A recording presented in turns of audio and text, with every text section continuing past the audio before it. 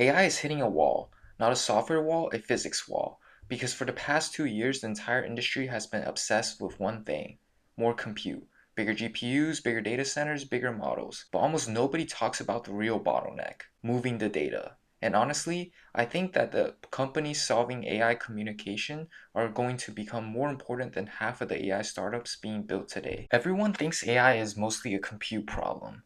That's outdated. Modern AI systems are basically giant communication systems, thousands of GPUs constantly talking to each other every second. And here's the problem: electricity gets inefficient at scale. More bandwidth means more heat, more cooling, more power, more costs. At some point, the GPUs stop being the bottleneck, moving the information becomes the bottleneck. That's the wall AI is running into right now. This is where photonics comes in. Photonics use light instead of electricity to move information, and light is just fundamentally better for this because higher bandwidth, lower latency, less heat, less energy loss. And remember, according to physics, light is the fastest known thing in the universe.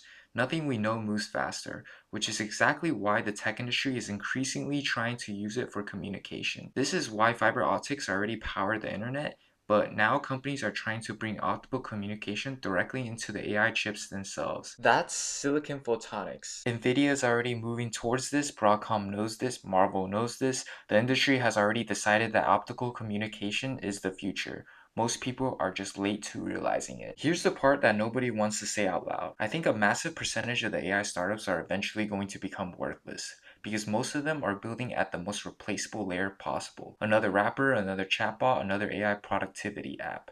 There's no moat there long term. But infrastructure, that's different. You cannot fake semiconductors, networking, bandwidth, physics, and manufacturing.